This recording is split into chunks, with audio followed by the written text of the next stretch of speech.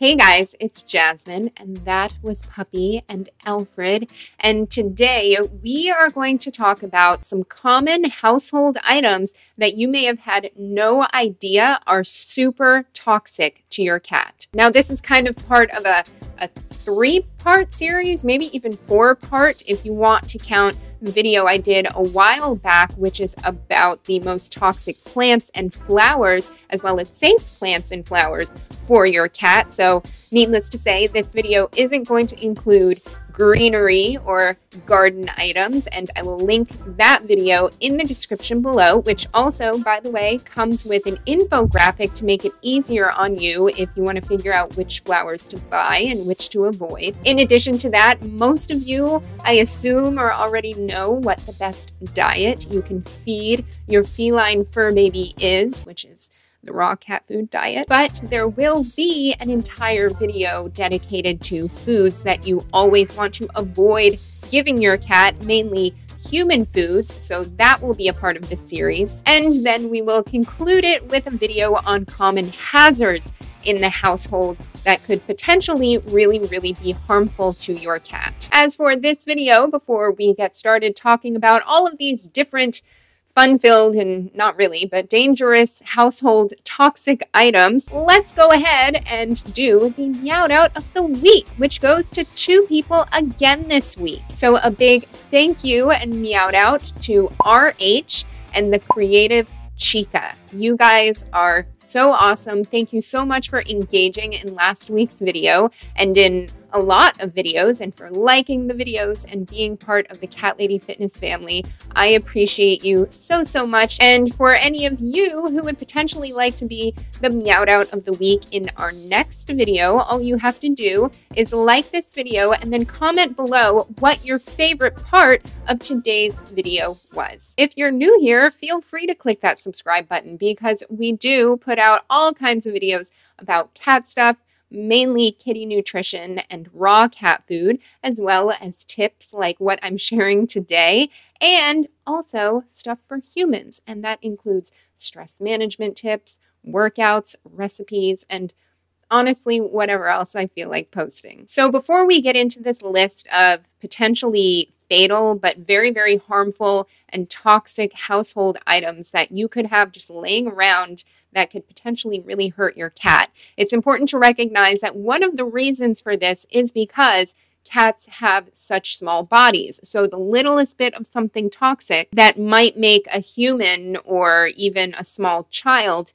a little bit sick but capable of recovering from could poison an even smaller cat to the point where it becomes fatal. Not to mention, cats lack certain enzymes that help to metabolize and process toxins through their body, unlike other animals, including humans, who do contain these enzymes. And I've spoken about this in other videos as well. And also keep in mind that your cat doesn't necessarily have to eat or ingest any of these things directly in order to get very sick. Most of the time, they end up ingesting it through a secondary nature because they end up doing it through grooming themselves after potentially rubbing against some of these things we'll talk about. And so this is what causes that risk in a lot of these cases. So the first common household item that I want to mention that could be incredibly toxic to your cat is medications. This is actually a group lump sum of items, but all kinds of medications,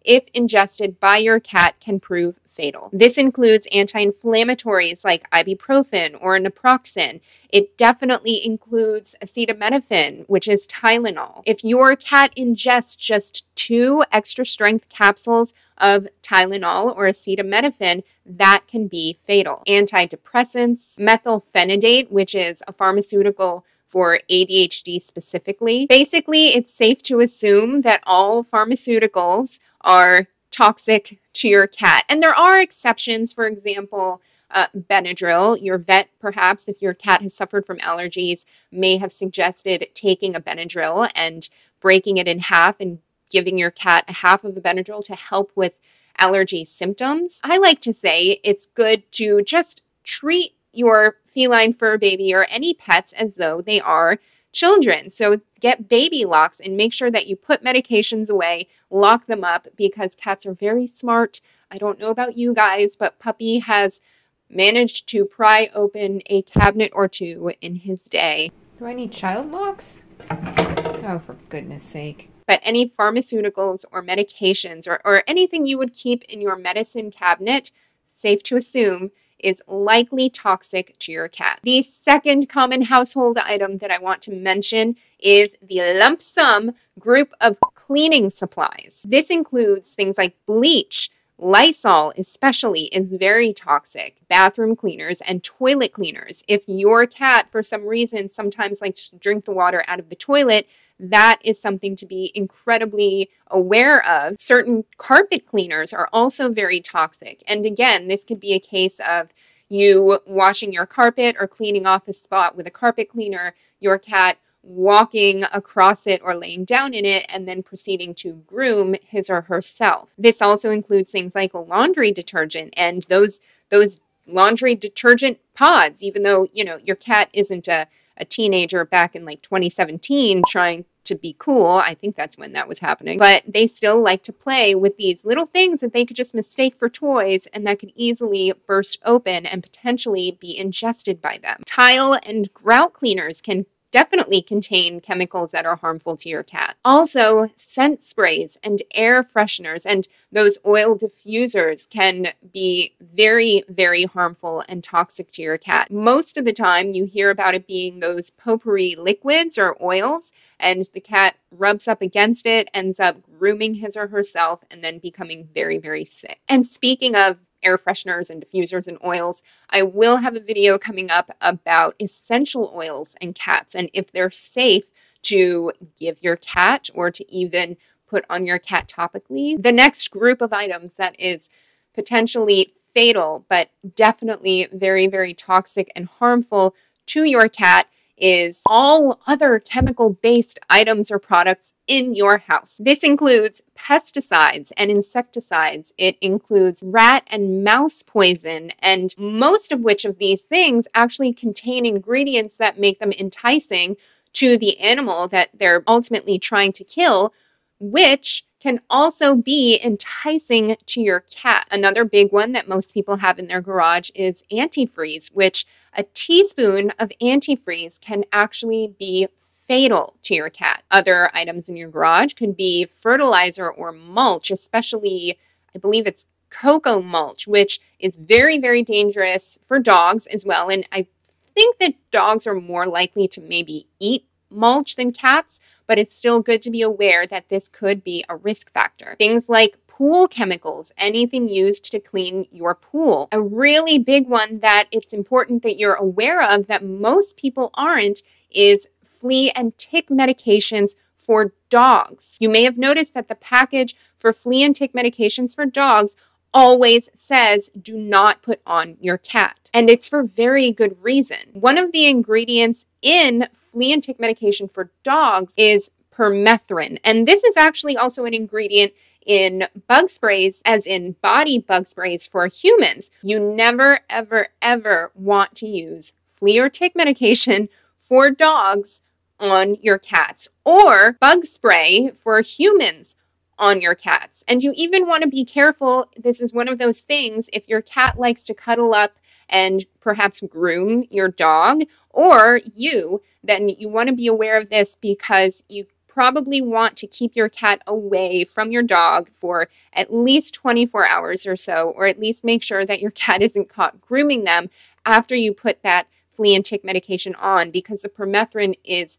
incredibly toxic and definitely has proven to be fatal in many, many cases. And share this message if you can, but you never want to use flea and tick medication for dogs on your cat. And in addition to that, if you are going to use bug spray on yourself, make sure that you don't let your cat lick you or groom you afterwards. Something else that you may use that's incredibly toxic to cats is sunscreen, and especially sunscreen that contains zinc oxide. Always make sure that you shower off first if you're going to cuddle with your cat, that you try to avoid having your cat rub up against you if you just put sunscreen on your legs or something, for example. And speaking of the zinc oxide in sunscreen, Heavy metals are also very, very toxic to your cat, and your cat can get heavy metal poisoning from things like lead and zinc and mercury, which can be found in paint chips. And more specifically, in a scenario, if you're doing renovations in your house or in a certain room in your house, the dust that may rile up is full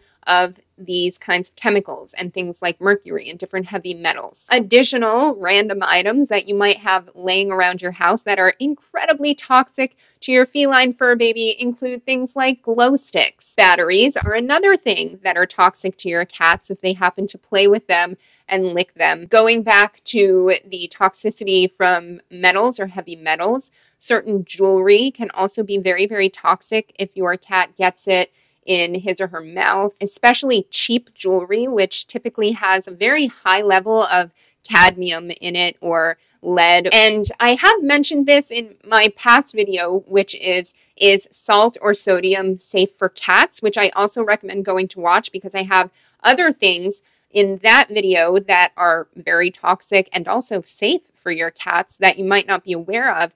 But I'll mention a couple here, one of which is rock salt, which is used if you live in a snowy area. If your cat is an indoor-outdoor cat and gets those rock salts stuck in his or her fur or paws and then proceeds to clean them, they can get a sodium toxicity. As for the symptoms, if your cat has potentially ingested one of these things or groomed his or herself after having contact with anything that I just mentioned, you want to look out for symptoms like vomiting, diarrhea, lethargic behavior, loss of appetite, excessive drooling is a big one. They could also express it as incoordination or difficulty breathing or even experience tremors. If you see your cat suffering from a seizure, that is a huge red flag that you need to get to the vet right away. And even though there are cases where symptoms can be delayed, in most cases of toxicity, if they ingest anything like this, it's usually a pretty sudden response